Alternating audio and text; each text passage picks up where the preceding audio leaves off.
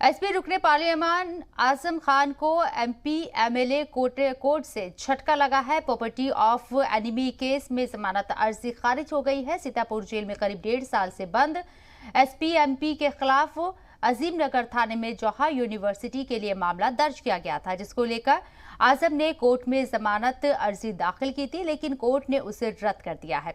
हालांकि इस मामले में उनके बेटे अब्दुल्ला की जमानत हो चुकी है।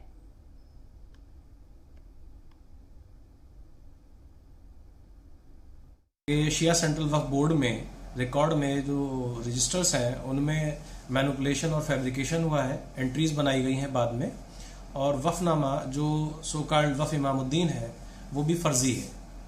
तो इन आधारों पर इनके खिलाफ 420, 467, 468 और 471 का मुकदमा चला, 120 भी का। उसमें मोहम्मद आजम खां को मुख्य बेनिफिशियरी माना गया और इसलिए इनकी बेल पर बहस होने के बाद आज बेल रिजेक्ट हुई।